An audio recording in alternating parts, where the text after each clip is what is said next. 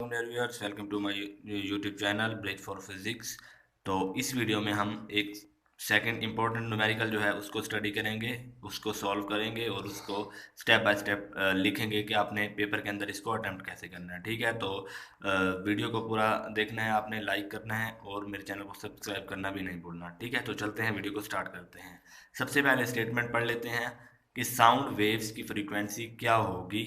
Means की frequency हमने find करनी है साउंड वेव्स की, अगर उसकी स्पीड 340 मीटर पर सेकंड और वेवलेंथ 0.5 मीटर हो।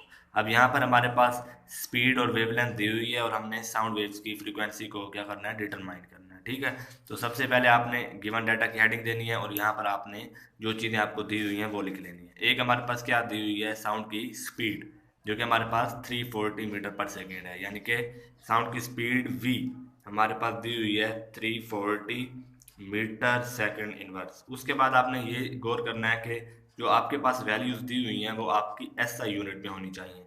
अब हमारे पास, हम जानते हैं कि स्पीड का एसआई यूनिट मीटर पर सेकंड होता है, तो ये हमारे पास एसआई यूनिट में दी हुई है। ठीक है, उसके बाद हमारे पास क्या दी हुई है, वेवलेंथ। वेवलेंथ हमारे पास हम लैम्डा से इसे शो करते हैं, वो हमारे पास 0.5 मीटर है। ठीक है, तो ये भी आपको पता है कि वेवलेंथ का यूनिट भी आपके पास क्या होता है, मीटर ही होता है। अब ये दोनों चीज़ें हमारे पास यहाँ पर दी हुई हैं।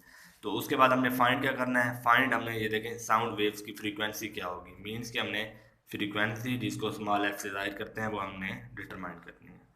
अब ये हमारे पास गिवन डाटा भी हो गया, टू फाइंड भी हो गया। अब सोल्यूशन की तरफ चलते हैं। तो सोल्यूशन में आप ये देखें कि हमारे पास एक फॉर्मूला होता है v बराबर एफ लेमडा। ये हमारे पास स्पीड, किसी भी वेव की स्पीड, वेवलेंथ और फ्रीक्वेंसी के दरमियान एक रिलेशन है और बहुत ही इंपॉर्टेंट ये रिलेशन है हमारे पास। ठीक है, तो अब इस रिलेशन को यूज़ करते हुए इस फॉर्मूले को आपने याद कर लेना है, इसको यूज़ करते हुए हम सॉल्व करते हैं। अब v हमारे पास डिटरमाइन है 340, तो हम यहाँ पर 340 पुट कर देते हैं, बराबर हमारे पास है किसके, फ्रीक्वेंसी के, जो कि हमने डिटरमाइन करनी है, और हमारे पास साथ में मल्टीप्लाई हो रही है वेवलेंथ, जो क्या है 0.5 मीटर है। अब क्या करेंगे, हमने फ्रीक्वेंसी डिटरमाइन करनी है, तो यहाँ से 0.5 को हमें यहाँ पर ख़त्म करना पड़ेगा।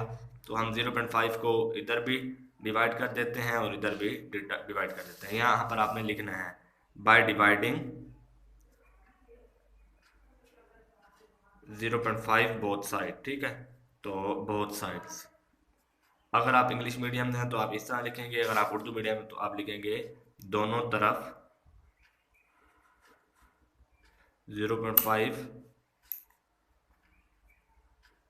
को तकसीम करने से। ठीक है, तो अब ये हमारे पास यहाँ से कट आउट हो जाएगा और ये हमारे पास फ्रीक्वेंसी बच जाएगी, जो कि 340 ओवर 0.5 के बराबर हो गया। अब हम जब इसको डिवाइड करेंगे तो हमारे पास ये आ जाएगा 680। जब हम इन्हें डिवाइड करेंगे 340 और 0.5 को, तो हमारे पास ये 680 आ जाएगा। फ्रीक्वेंसी का यूनिट हमारे पास हर्ट्ज होता है, तो ये हमारे पास फ्रीक्वेंसी निकल आएगी। ठीक है, तो सिंपल है बिल्कुल। साउंड वेव्स की फ्रीक्वेंसी को फाइंड करना है अगर उसकी स्पीड और वेवलेंथ हमें हमारे पास दी हुई हो। ये स्पीड और वेवलेंथ हमने पुट कर ली, फाइंड में हमने फ्रीक्वेंसी लिखी, सोल्यूशन में हमने ये फॉर्मूला पुट किया v बराबर एफ लैम्डा। उसके बाद हमने इनकी वैल्यूज़ को पुट कर दिया। उसके बाद फ्रीक्वेंसी फाइंड करनी है, तो उसके साथ जो वैल्यू है वो हमें ख़त्म करनी पड़ेगी, इसलिए उसे ख़त्म करने के लिए हमने दोनों तरफ इसे डिवाइड कर लिया।